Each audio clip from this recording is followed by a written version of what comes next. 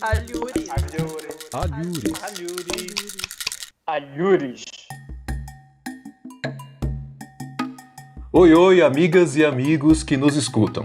Eu sou Rômulo Ostweiss e estou aqui para apresentar mais um podcast Alhures junto aos meus companheiros e minhas companheiras de jornada. Uma jornada em prol de fazer com que os trabalhos desenvolvidos por pesquisadores do campo da análise de discurso, a qual nos filiamos, seja conhecida e reconhecida. Hoje eu estou aqui com o Felipe Nascimento. Oi, pessoal. A Débora Pereira. Oi, gente. A Laís Medeiros. Oi, pessoal. O Flávio Benayon. Olá, camaradas. E o Elton da Silva. Olá, pessoal. Antes de avançar para apresentar nossa convidada de hoje, em nome de nosso grupo, eu gostaria de agradecer a todos os comentários elogiosos que temos recebido, assim como também pelos variados incentivos à nossa iniciativa de criar este podcast. Especialmente agora, eu quero agradecer ao Lucas Leff Machado, que nos emocionou com este comentário, abre aspas aqui. Ouço toda semana e aprendo demais. Fico contando os dias, risos. Aprendo demais com vocês sobre pesquisa e afeto, S2, que é aquele simbolozinho do coração. Fecho aspas, do Lucas. Sim, gente, além do esforço com a divulgação e da circulação da teoria da AD, tem muito afeto aqui entre a gente. E é com muito afeto que recebemos Tiara Veriato, essa pesquisadora maravilhosa que materializa suas reflexões com uma escrita potente e inspiradora para quem a lê. Aqui, ouvintes, vocês terão o prazer de escutar Tiara falando com a gente. E esse prazer, eu digo de prazer aqui, tanto referindo à qualidade das questões que ela coloca em seu trabalho, quanto no sotaque encantador que só existe na Paraíba, que é de onde Tiara é. Tiara, para o povo não achar que eu estou mentindo aqui, dá um oizinho aí pra gente. Olá, integrantes do Alhures. É um prazer imenso estar aqui com vocês. Pronto, agora que eu gastei meus confetes, vou ler um breve currículo de Tiara que eu rascunhei aqui para que vocês conheçam um pouco de sua trajetória.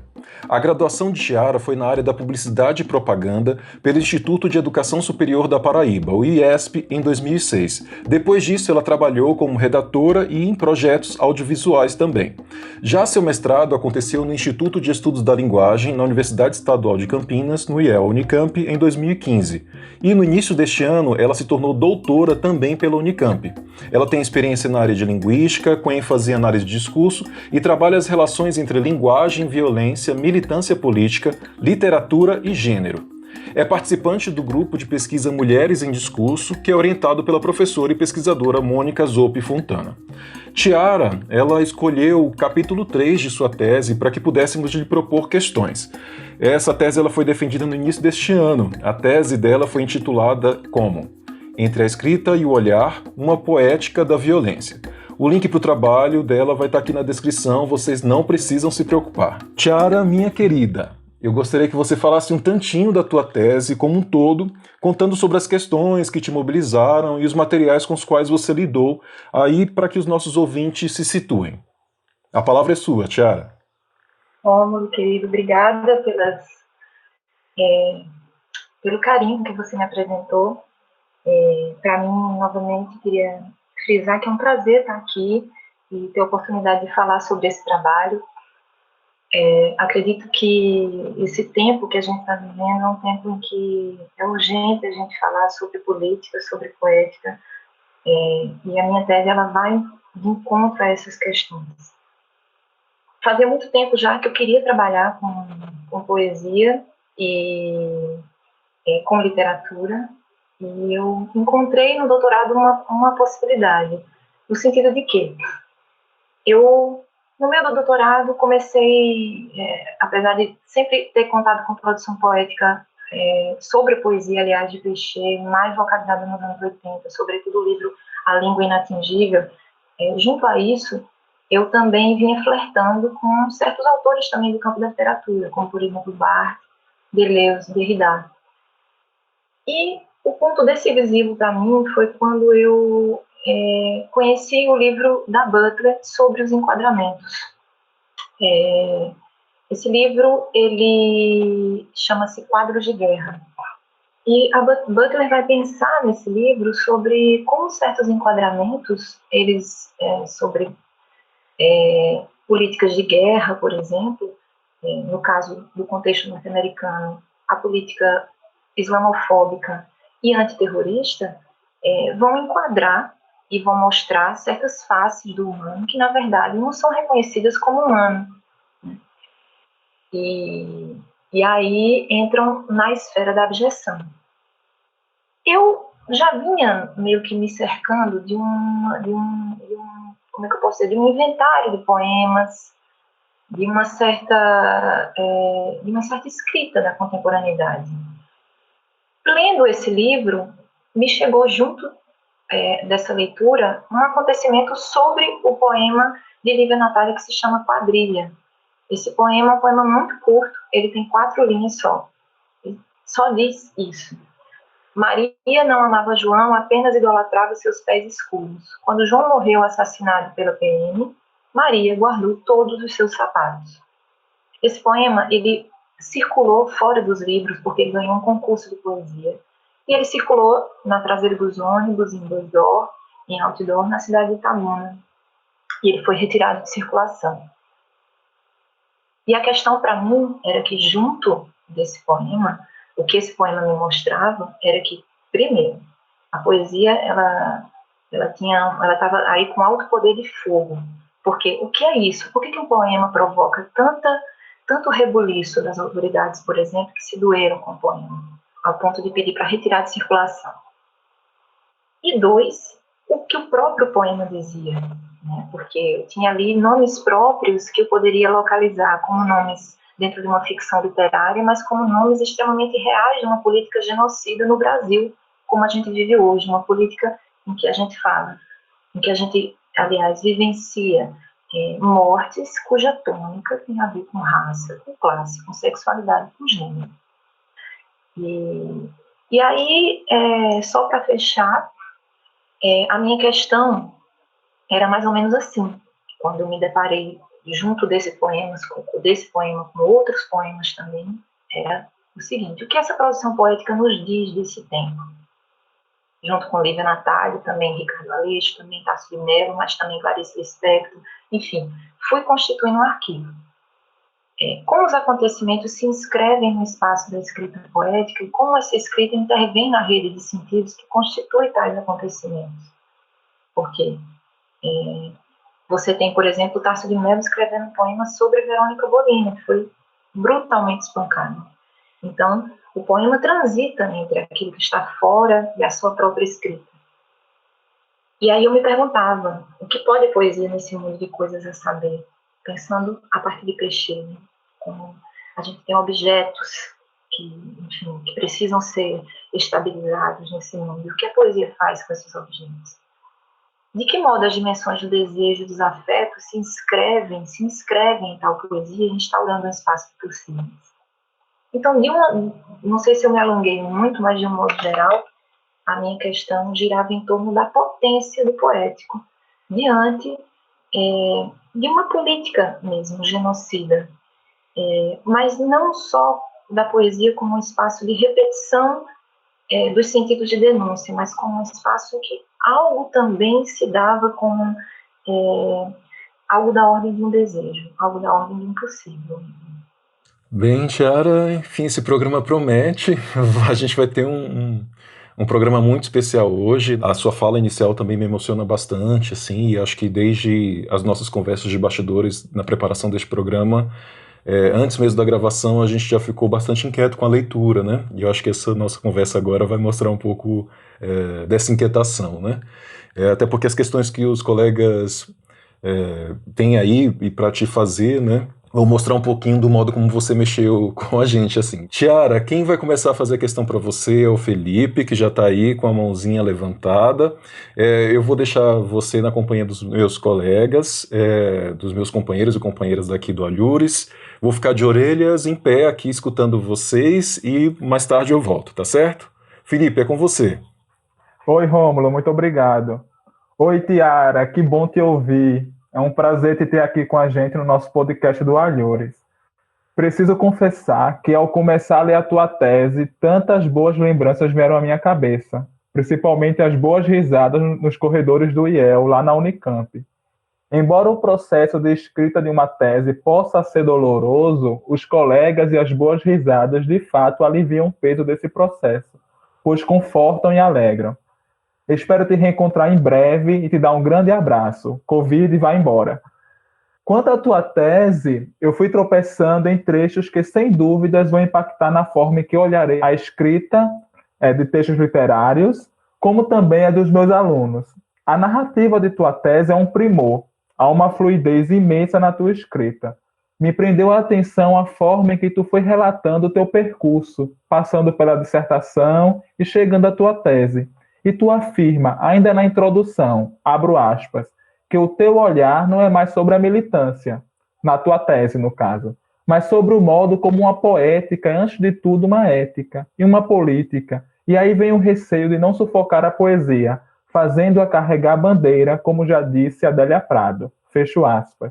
Em seguida, no capítulo 3, ao fazer referência aos trabalhos de Achille Mbembe, que por sua vez faz referência a Fanon, tu aponta para uma poética da raça, e tu segue discutindo a promessa de um possível que vem com a poética.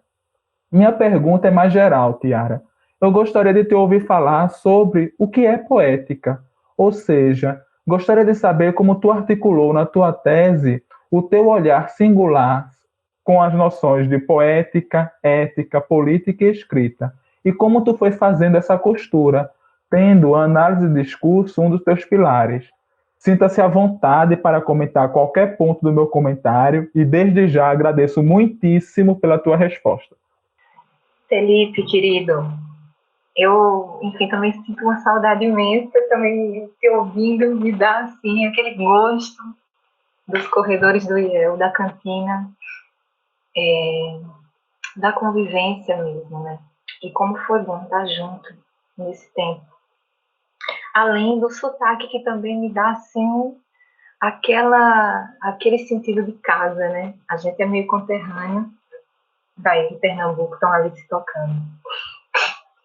Então, querido, de fato, eu inicio a tese trazendo um pouco do meu percurso no mestrado, em que eu trabalhei com os discursos que circulavam ali na Marcha das Vadias.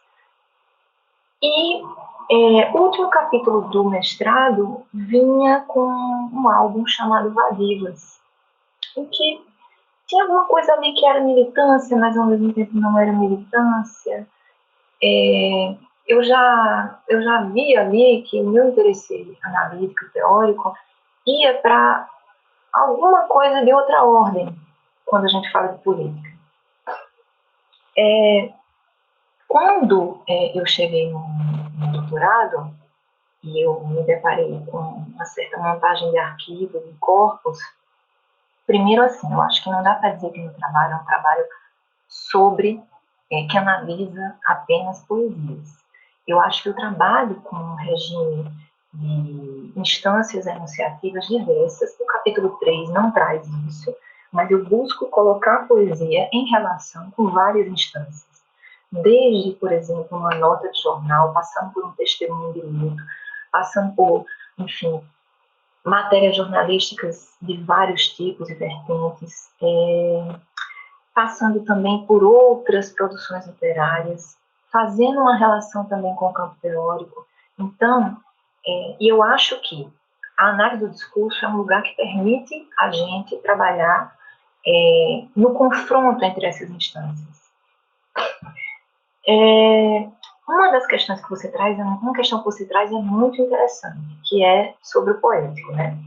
Isso, para mim, é uma preocupação de cara, né? Quando eu digo assim, na medida em que eu delimitei esse arquivo e esse corpus, que se constitui de poemas, se constitui de outras materialidades também, vinha para mim uma questão que era assim, bem, eu estou no campo do discurso, eu não estou no campo da literatura, por que eu estou trabalhando com poesia?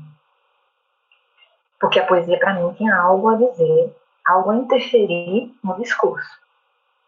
Eu acho que, primeiramente, quando a gente pensa, e aí foi um percurso que eu me coloquei, que vai agora falando não do capítulo 3, mas que se relaciona ao capítulo 3, no capítulo que segue, o capítulo 4, que foi o capítulo que eu comecei a escrever a tese. A tese a gente nunca escreve pelo começo, né? A gente vai escrevendo meio pedaços e depois a gente vai dando uma ordem. Mas esse capítulo, ele trata o capítulo 4, do modo como o poético, a noção de poesia participa da obra de Michel Pechet. Como, por exemplo, a partir dos anos 80, como eu mencionei, sobretudo no livro A Língua Inatingível, em que ele faz com a linguista Françoise Gadet. Nesse livro, e a gente tem, que é um livro que foi escrito em 1981, a gente tem já uma fincada muito forte no que o autor vai conceber como poético. E a gente não está trabalhando aí com a noção de gênero, o que, por exemplo, seria uma armadilha para mim, fechar o poético como aquilo que se enquadra numa prateleira, como aquilo que se enquadra no gênero poesia. O poético para Pechet é aquilo que diz respeito àquilo que está constitutivo ao funcionamento da língua. E aí eu acho que vale a pena pensar que essa tomada de posição com relação ao poético, ela se dá a partir de uma relação com o campo teórico, com campos teóricos, aliás, diversos. O campo da psicanálise, o campo do materialismo histórico e o campo da linguística. E através de uma certa leitura de Monet, a partir de uma certa leitura de Lacan, que Pechet vai pensar o modo como o equívoco é fundamental e participa não só do funcionamento da língua, mas naquilo que a língua tem de mais político, de mais potente. Tanto que, enfim, tem uma citação que é célebre e que muita gente cita, quando ele fala que não há poesia porque o que afeta e corrompe o princípio de universalidade na língua não é localizável nela. O equívoco aparece exatamente no ponto em que um possível linguístico vem aliar-se à contradição histórica, o ponto em que a língua atinge a história. E era exatamente esse ponto em que a língua atinge a história que me interessava tão fortemente. Ao mesmo tempo, essa tomada de posição sobre o poético como coextensivo ao funcionamento da língua me permitiu, por exemplo, pegar um trecho de Mineirinho, que é um conto de Clarice Lispector, e trabalhar aquilo como uma poesia. Ou pegar um trecho de um testemunho de luto que circulou num jornal sobre a chacina do Cabula e também achar naquilo um furo dentro dos discursos que estabilizam as narrativas de luto e de morte no país. Então, eu não sei se eu estou conseguindo responder a tua pergunta, mas para mim, a noção de poético, ela me ajudou na análise do discurso, no sentido de que ela me permitiu uma abertura para além do gênero, mas também me permitia, por outro lado, tomar a minha própria escrita como uma escrita equívoca, o meu próprio gesto de interpretação também como um gesto cheio de falhas, como um gesto que não vai ao encontro de fechar, ou de totalizar, ou de sufocar a poesia, dizendo que ela serve para X, Y, Z, mas de deixar nela o seu tanto de abismo, deixar nela a sua parte de furo, que talvez seja o que mais tenha de potência nela. Oi, Tiara. Prazer enorme ter você aqui com a gente. A gente não teve muito contato, mas eu sempre ouvi falar muito bem de você e do seu trabalho, então eu estou feliz demais de estar te conhecendo por aqui, mesmo que à distância. Eu li o sumário da sua tese e já achei ele lindo. Ele mexeu muito comigo, me fez pensar várias coisas, me deu vontade de devorar a tese inteira. Infelizmente, a gente não tem esse tempo, né? Mas eu fui passeando por várias partes dela e foi um passeio super intenso e inspirador. Então, muito obrigada pela leitura. A minha pergunta, ela tem a ver com o capítulo que você sugeriu pra gente, né? O 3. Lá você cita 2 casos de censura a determinados poemas que tocam no tema da violência. Um é o relatado por Butler e o outro é um caso brasileiro que aconteceu em 2015. E aí você diz, inclusive, que essa censura não se dá por conta do conteúdo desses poemas. E antes, no comecinho do capítulo, você traz Zizek para dizer que a questão da violência adquire nuances relacionadas ao fato de nos escandalizarmos diante de alguns episódios e sermos indiferentes a outros. Você acha que a poesia, por estar muito ligada aos sentimentos, né, a isso que a gente não controla, mas que vem no nosso corpo em forma de dor, de choro, de arrepio, ela teria esse poder de escandalização e por isso ela é tão temida? Débora, quero te agradecer pela tua leitura e também pelo modo como você traz essa questão da censura e que ela te interessa e que para mim também me interessou muito, porque tocou no meu trabalho de uma forma muito contundente. Eu acho que primeiro queria fazer um panorama rápido sobre essa questão da censura. A questão da censura, como eu falei na abertura do podcast, ela afetou profundamente o poema. Ela foi um acontecimento que faz parte da rede de sentidos, eu acho, que compõe o poema Quadrilha, de Lívia Natália, que é um dos poemas que eu busco ler na tese. Esse poema, ele está dentro do livro de Lívia, ele faz parte, né, de um dos poemas do livro de Lívia Natália, Correntezas e Outros Estudos Marinhos, mas ao mesmo tempo é muito interessante como a ocasião da censura faz com que outros sentidos sobre esse poema sacuda e leve esse poema para outros lugares inclusive bem inusitados. O que acontece é que na Bahia aconteceu uma chacina no ano de 2015, chamada Chacina do Cabula. E, embora no livro Correnteza de Estudos Marinhos, a poeta não fale sobre isso, obviamente também porque ela escreveu o poema está no livro. Mas isso tudo vem à tona quando o poema ele é censurado. Ele ganha um concurso de poesia feito pela própria Departamento de Comunicação do governo da Bahia. E o que acontece é que a Associação de Bombeiros e Policiais Militares se dói pelo poema. Porque, como eu disse, o poema, um dos versos do poema diz que João foi assassinado pela PM. E aí é muito interessante, porque depois que o poema é censurado, Lívia Natália produz uma nota, a poeta produz uma nota chamada Nota de Escurecimento. E nessa nota de escurecimento, ela vai dizer o seguinte: quando escrevi o poema Quadrilha, no extremo sentimento pelos mortos de Cabula, os meninos do Rio de Janeiro ainda não tinham sido alvejados por mais de 100 tiros. Mas Amarildo já estava desaparecido e Joel, aquele menino morto. Quando escrevi o poema, havia anos que o Carandiru, com seus 111 mortos, já estava quase esquecido. Eis o poema. Maria não amava João, apenas idolatrava seus pés escuros. Quando João morreu assassinado pela PM, Maria guardou todos os seus sapatos. Mais adiante, a nota é uma nota longa. Mais adiante é muito interessante porque o próximo trecho que eu trago é o seguinte, que ela escreve. Primeiramente, afirmo que entre a esquerda e a direita político-partidária, eu continuo sendo uma mulher negra. Portanto, a mim pouco importa a guerra político-partidária que se quer montar. Mas não admito que meu poema, a minha obra e a minha imagem sejam utilizadas para um fim tão mesquinho. Pede-se que respeite a instituição e eu, como cidadã, exijo respeito. Veja, então, como a ocasião da censura é uma ocasião em que aquele que está adormecido, aquele que está subterrâneo ao poema, se sacode como um véu de poeira, assim, intenso. A poeira de quantas mortes, a poeira de quantas histórias aí, como a própria Lívia Natália vai dizer.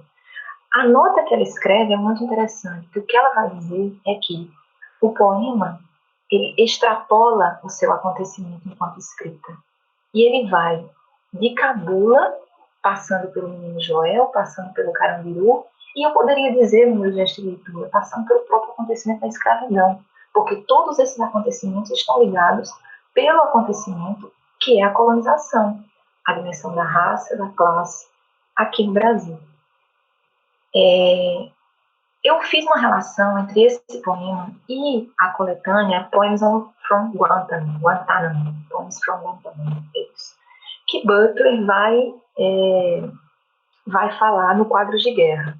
É muito interessante porque ela vai dizer o seguinte, que essa coletânea ela foi escrita por advogados e ativistas pró-direitos humanos e possui 22 poemas escritos por presos políticos. Mas, antes da sua publicação, ela teve que passar pelo crivo do Departamento de Defesa norte-americano, que chegou a censurar mais de 25 mil versos. Segundo Butler, um dos argumentos oferecidos pelo Pentágono para legitimar a censura residia no risco que a poesia oferecia para a segurança nacional devido ao seu conteúdo e formato. E aí, eu vou citar Butler, mas como essas críticas à tortura, ao ódio dos americanos e sua posição de defensores da paz poderiam ser feitas em editoriais ou em prosa? O que na poesia a faz parecer particularmente perigoso? Essa é a questão do Butler. E para mim também é uma questão, porque tanto nos argumentos na Bahia, no caso da Associação de Bombeiros, como no Departamento de Defesa norte-americano, você tem o uso de deíticos. E você tem deíticos como isso, aquilo, no sentido de que é oferecer risco, mas risco de quê? Ou seja, pelo próprio modo como a língua se apresenta, ninguém sabe dizer o que na poesia é um risco. Mas todo mundo, ao censurar, admite a poesia como um risco. Eu não consigo muito pensar na relação entre a poesia, eu acho que sim, a poesia e os afetos, entre os sentimentos, entre os afetos, eu acho que no caso sim.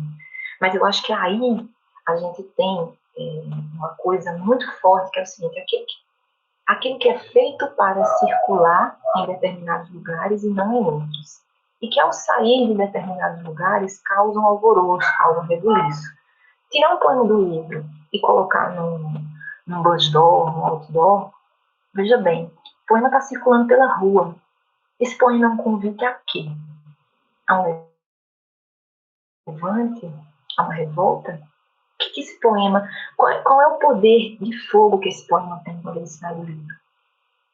Então, eu acho que a gente tem que pensar sobre certos regimes de visibilidade.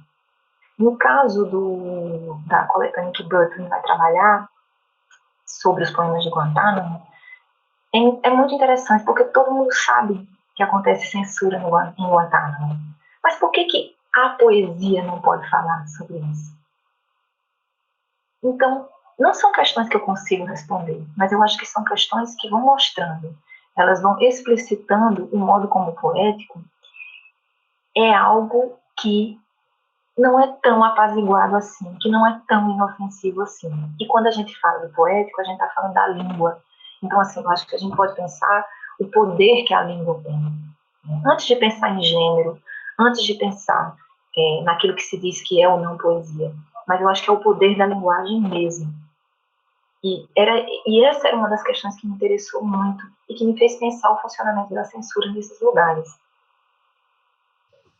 Oi, Tiara. Fico até meio tocada de tomar a palavra depois dessa tua resposta. E além da emoção pela reflexão que tu traz, eu fico muito feliz de compartilhar o espaço do Alhures contigo. Como fui tua colega, sou tua colega do grupo Mulheres em Discurso, eu lembro de outros momentos em que aprendi muito com a tua produção e com as tuas falas. Eu faço coro aos colegas sobre a qualidade da tua escrita e a tua tese é um material que inspira muitas leituras e releituras. A minha pergunta conversa um pouco com a da Débora e é mais uma mistura de questões que me vieram à mente enquanto eu li o capítulo 3. Tu fala de pechê, de resistência, de falha no ritual de produção e fala disso logo depois de relatar essa situação de censura à poesia de presos políticos. Isso me fez pensar em duas situações de declarações polêmicas, eu não vou citar os autores das declarações aqui, não importa, mas ambas se relacionam com produções artísticas. A primeira situação foi um comentário público sobre o livro Quarto de Despejo, que dizia que isso não é literatura por causa de uma suposta pobreza sintática.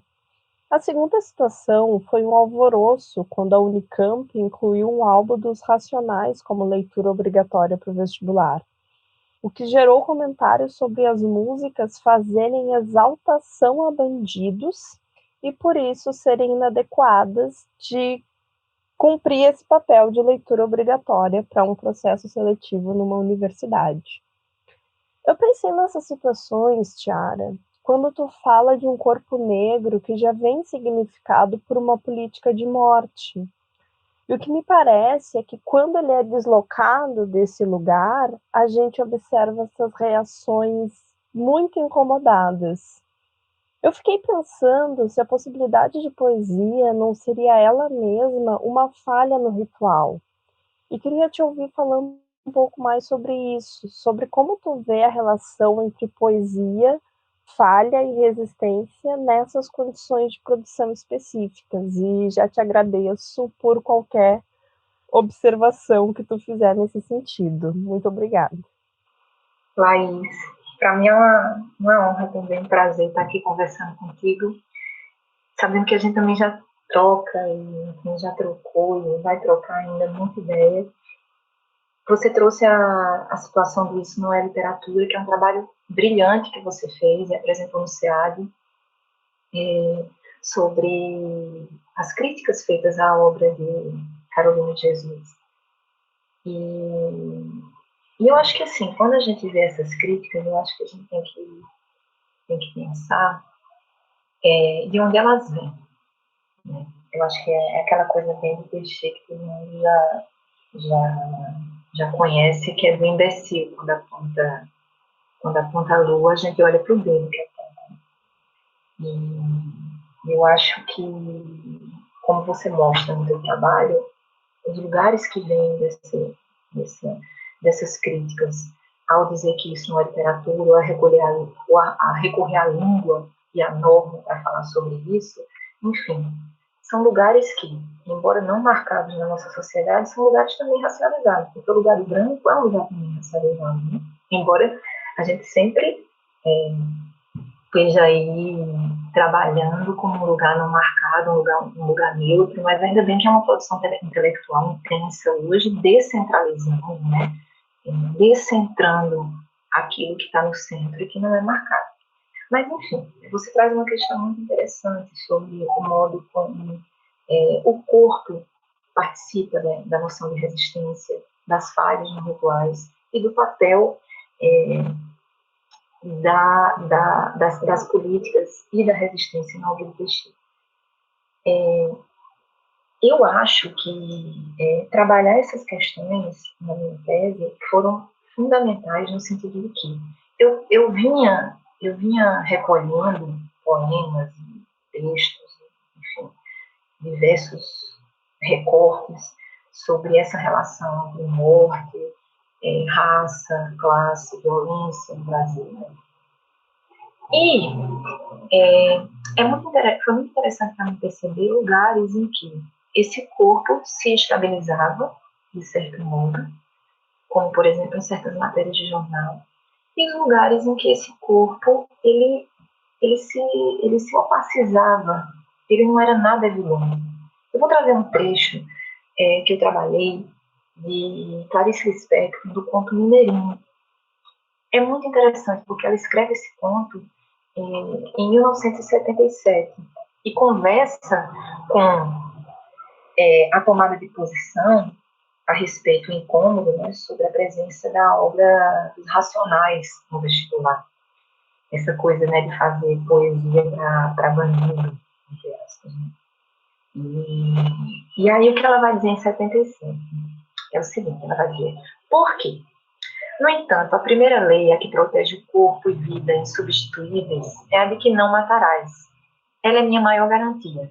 Assim não me matam, porque eu não quero morrer. E assim não me deixam matar, porque ter matado será escuridão para mim. Esta é a lei. Mas alguma coisa que se me faz ouvir o primeiro e o segundo tiro com a língua de segurança, no terceiro me deixa em alerta, no quarto desassossegada, o quinto e o sexto me cobrem de vergonha, o sétimo e o oitavo eu ouço com o coração batendo de rir. No nono e no décimo, minha boca está trêmula. No 11º, digo em espanto o nome de Deus. No 12º, chamo meu irmão. O 13º tiro me assassina. Porque eu sou o outro. Porque eu quero ser outro. Mineirinho morre assassinado com 33 tiros, em 1977. E Clarice escreve uma crônica chamada Mineirinho. Essa crônica, hoje, está no livro de contos. É muito interessante perceber o modo como essa dimensão do corpo, quando você vai pegar algumas matérias da época sobre Mineirinho é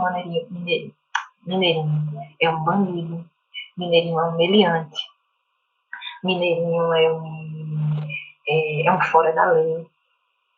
Clarice, ela não diz o que Mineirinho é, ela diz o que Mineirinho causa. Aquilo que aconteceu com Mineirinho causa no seu corpo. É muito interessante porque esse afetar-se pela morte do outro e esse afetar-se no próprio corpo pela morte do outro é uma coisa que atravessa vários trabalhos na tese.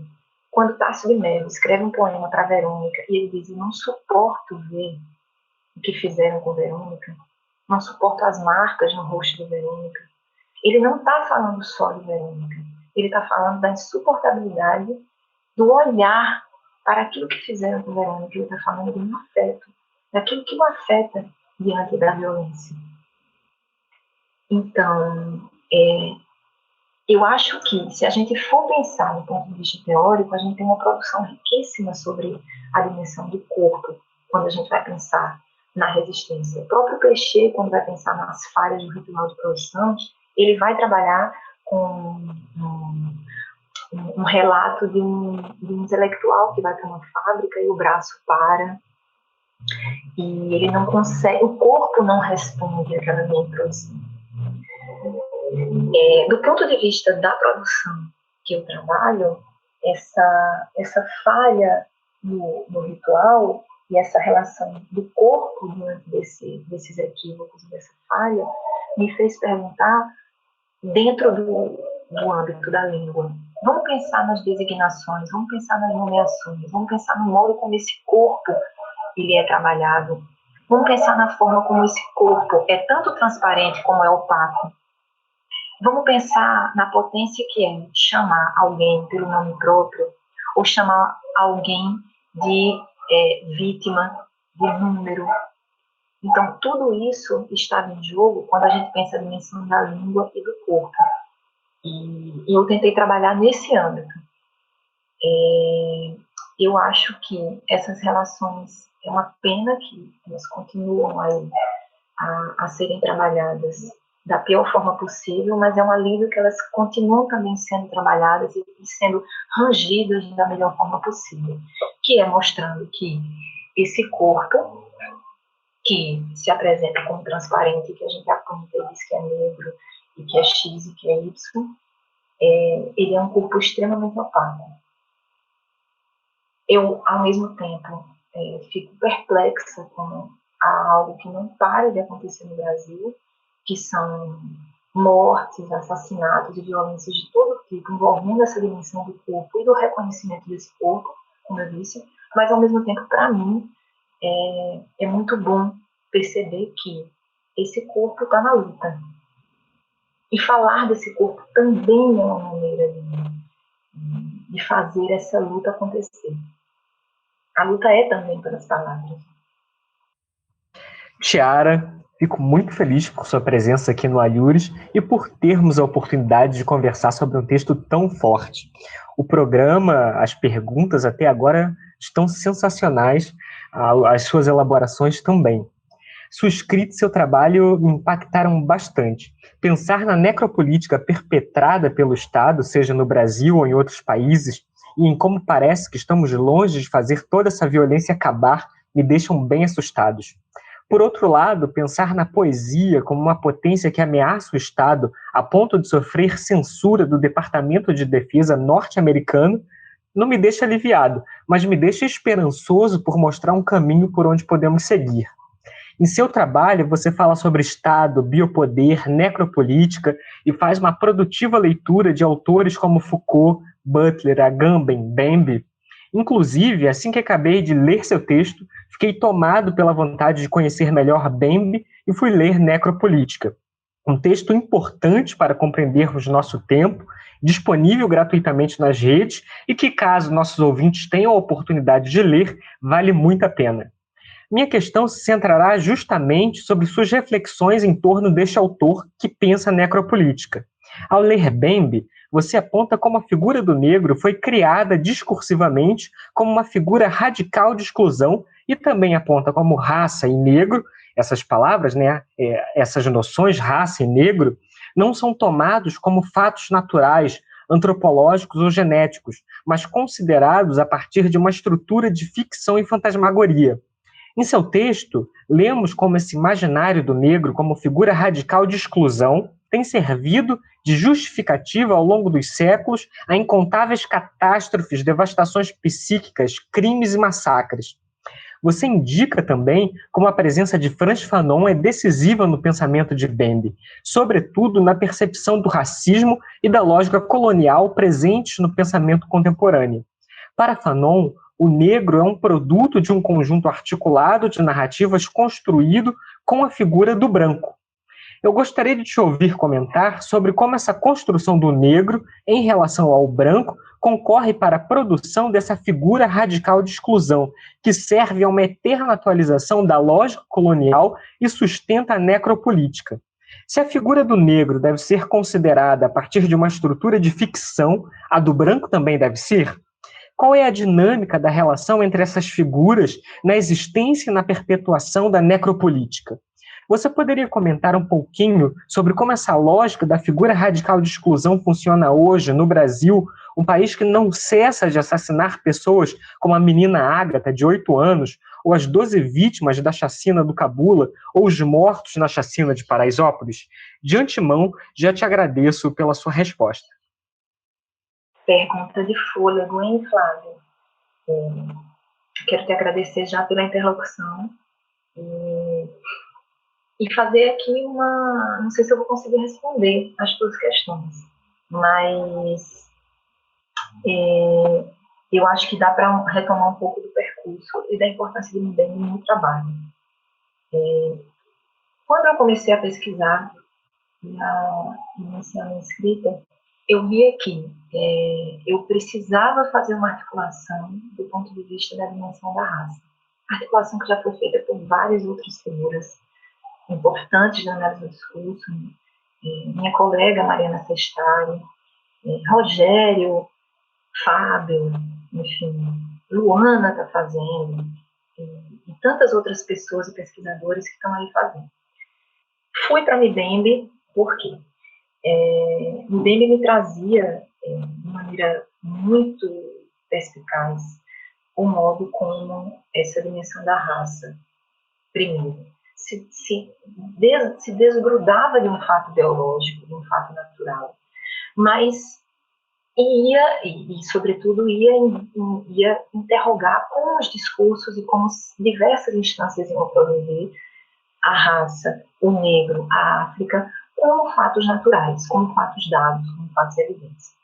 Mas o que me fez ir para Mbembe não foi só essa questão, que é uma questão que está também em outros autores, mas foi pensar o modo como um certo pensamento sobre o político, e aí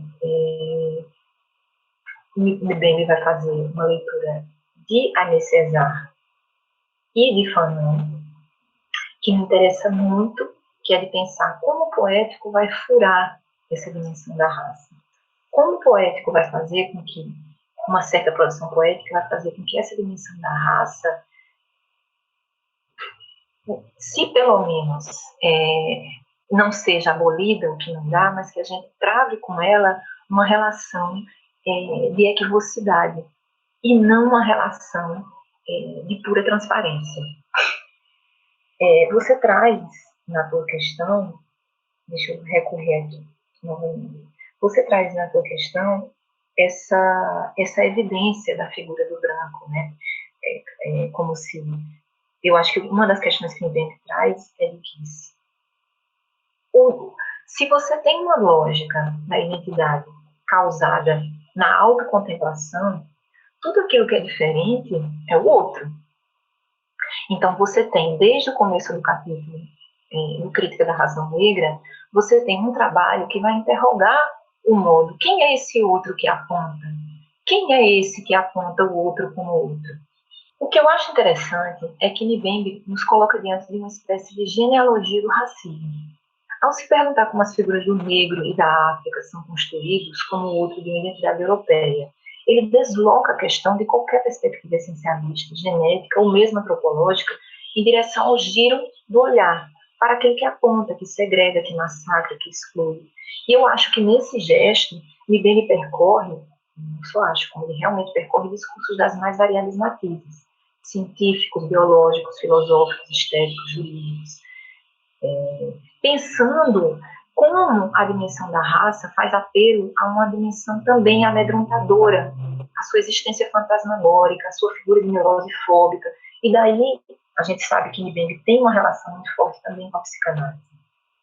O que é mais interessante é que Mbembe se pergunta, ao fazer essa questão da raça, por certa contraparte do humano, porque percebe que, ao construir a questão da raça, fica um resto, uma espécie de inumano. Esse outro que é apontado sobra sempre com uma figura que transita entre fóssil, entre monstro, entre algo que circula em discursos como dentro de discursos paradisíacos, idílicos, dentro de uma certa alegoria, né, que vai inventar esse outro. Um outro ponto que me interessa muito em Mbembe é o modo como ele vai fazer o deslocamento da noção de biopolítica em direção à noção de necropolítica. A noção de biopolítica, a gente tem em Foucault como uma noção central para pensar o racismo como um funcionamento da violência de Estado.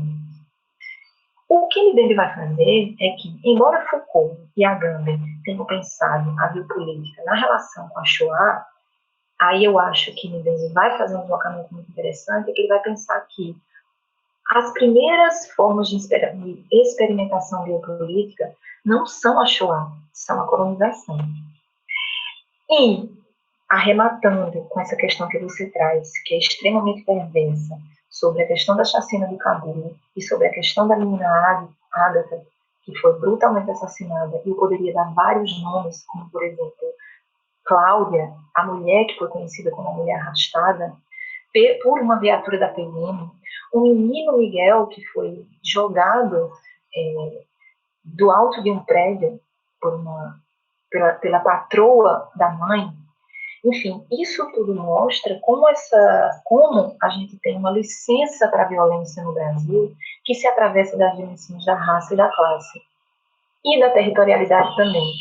E como pensar essas questões e questionar essas questões é urgente para que a gente também desloque e ponha luz na figura do branco. Por quê? Por que é tão natural apontar o outro como negro? E por que é tão doído ser apontado como branco? Eu acho que pensamentos como esse, inquietos, como o de Mbembe, fazem a gente desnaturalizar muitas questões. E eu acho que no Brasil a gente tem uma história colonial que precisa e que tem sido intensamente revista e reconsiderada para que a gente pense sobre as formas de violência atual. Violência do Estado, não a violência só num plano individual, mas é uma violência, sobretudo, uma violência legitimada e uma violência praticada pelo Estado. Se a gente não considerar essas questões, não considerar o peso da raça e da colonização, a gente não vai conseguir andar. E muita morte ainda vai rolar, como continua. Tiara, que saudade de você. Seja muito bem-vinda ao podcast do Alhures, né? É muito bom estar aqui com você e matar a saudade, mesmo que à distância, né? O percurso de leitura que você faz na sua tese é belíssimo, né? Todo mundo já elogiou e eu vou reiterar aqui. E eu fiquei pensando em tanta coisa que foi difícil pensar em uma questão só. Mas como a gente combinou em fazer uma questão só, eu pensei, então, em perguntar sobre uma polêmica que tem me inquietado por esses dias e que tem a ver com as questões desse outro, né, do espectro étnico-racial, no modo como você traz na sua tese. E aí, para contextualizar minha pergunta dentro da sua discussão, eu parto mais especificamente da página 41. Estou citando aí para o nosso ouvinte que vai lá depois ler a sua tese, né, para saber onde se localizar. E aí, lá na página 41, você cita Attila Mbembe, né? Para quem, né? Para esse autor, para ele relembrar, né? Citando, abro aspas, acima de tudo, atribuir a diferença e produzir a duplicação, justamente porque sempre existe uma discrepância essencial entre as diferentes unidades do tempo e sua relação com o acontecimento. Fecho aspas. E aí, nessa questão da dimensão do tempo, da lembrança, né? Em análise do discurso, a gente nunca foge, né, da questão da história, da historicidade, do esquecimento, etc. Essa semana, a empresária Luísa Trajano, do Magazine Luiza, né, uma loja muito conhecida, ela anunciou um programa de trainee em que só aceitariam como candidatos e candidatas pessoas negras. E aí, rapidamente, o anúncio tomou as redes sociais como polêmica, né? Os críticos da iniciativa se perguntavam e se fosse o contrário, né? Apelando para uma argumentação de que restringir vaga de trabalho por raça é errado. E aí a sensação de que tem a ver a circulação de enunciados como esses e suas paráfrases é de que está posto em nosso tempo, né, um certo esquecimento a respeito das relações étnico-raciais. E esse esquecimento faz apagar, por exemplo, que o contrário, né, que falam essas pessoas, né, que criticam a iniciativa, ele já ocorre, tendo em vista que, se observarmos a grande maioria dos programas de trainee de grandes empresas, veremos quase, se não exclusivamente, pessoas brancas, né?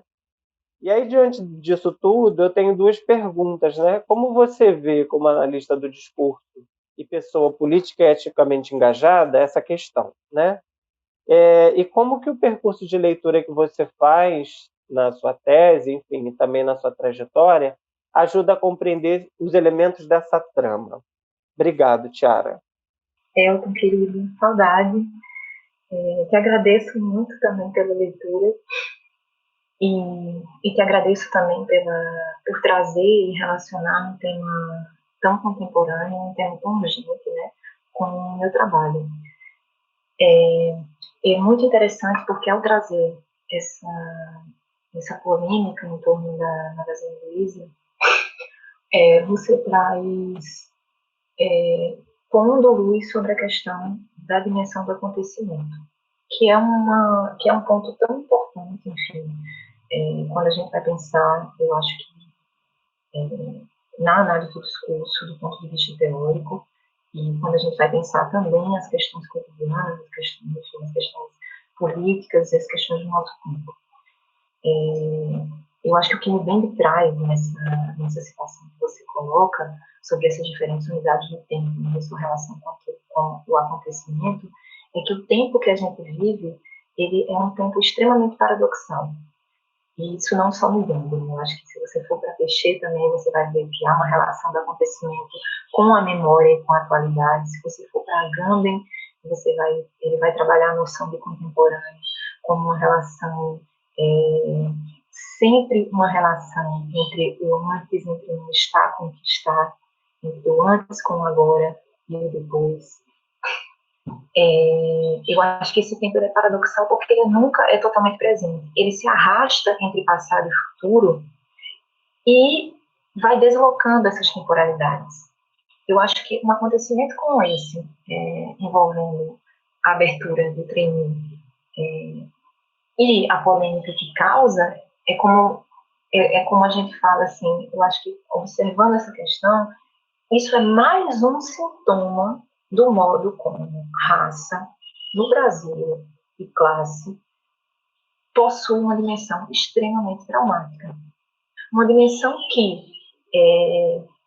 uma dimensão não apaziguada, uma dimensão que não cessa de retornar e ela não cessa de retornar, não só sob o modo de pequenas sutilezas do cotidiano, e um acontecimento cotidiano que vem a se esbarrar com assassinatos promovidos pelo Estado, eu acho, com surgimento de milícias e com o modo como as pessoas se doem quando vem uma política afirmativa no sentido da raça, a partir de uma grande empresa. Eu acho que essas feridas, elas se abrem para mostrar que essa dimensão traumática não está resolvida, e ela justamente não está resolvida porque no Brasil a gente tende a colocar panos quentes sobre ela, né? Mas, só para fechar, eu acho que um percurso de leitura que eu acho que qualquer pesquisador hoje tem que, se você, eu acho que primeiro, vamos reformular, se você trabalha dentro das ciências humanas no Brasil, não dá para dizer que a questão da classe não toca seu trabalho, e da raça. Assim, a gente vive num país onde a própria produção de conhecimento ela é atravessada pela colonização. E eu acho que um percurso de leitura que é essencial é a gente, primeiro, não mais silenciar essas questões. E não mais silenciar essas questões acaba retornando, eu acredito, em políticas como essa. Políticas que, ao mesmo tempo em que dão oportunidades, também a sua contraparte mostra que as feridas estão abertas. A gente vive num país em que as práticas de colonização continuam. E é preciso levar isso em conta. É preciso assumir isso de cara, né? Mas eu acho que é urgente e é necessário, né? Que o solo seja esse. Vivemos num país racista. E é preciso partir daí. E acho maravilhosa uma iniciativa como essa. Acho que, inclusive, que estamos aí vivendo uma universidade, um momento de política de cotas. Acho que é preciso cada vez mais, diante do governo que a gente está, brigar pela manutenção e pela ampliação dessas políticas, e acho que essas políticas também têm que invadir o setor privado. Elas também têm que ser políticas adotadas não só pelo governo e pelo setor público, mas em várias esferas, porque a diferença está aí. Enfim, não foram os teóricos que inventaram. Tiara, quero agradecer por sua fala, por essas reflexões que você nos colocou agora, falas tão potentes e reflexões tão potentes também para a gente pensar o social. E é com muito pesar que eu volto aqui para finalizar o nosso episódio. Mais uma vez, eu quero agradecer a você, quero agradecer aos colegas, aos companheiros de Alhures que compartilharam esse episódio hoje.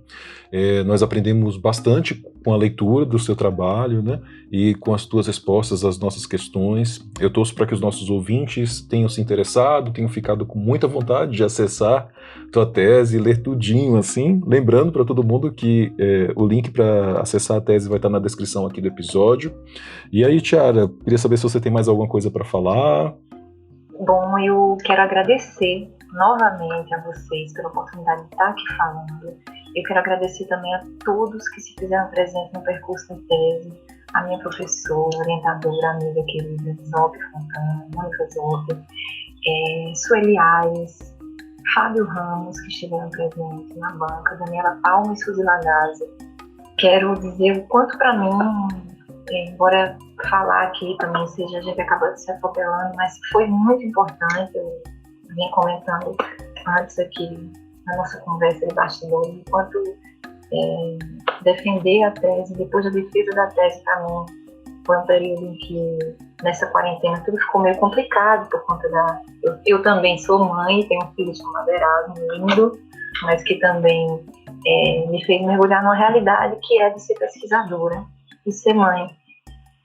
E o quanto essas questões não estão também apaziguadas, né? Eu acho que a gente precisa pensar sobre certas dimensões, né? E pensar significa também pensar em políticas para isso. Mas, para mim, foi um prazer escrever a tese. E é um prazer estar conversando sobre elas aqui. Quero agradecer a cada pergunta de vocês, a cada comentário. Admiro muito a trajetória de cada um. E um abraço grande. Obrigadão.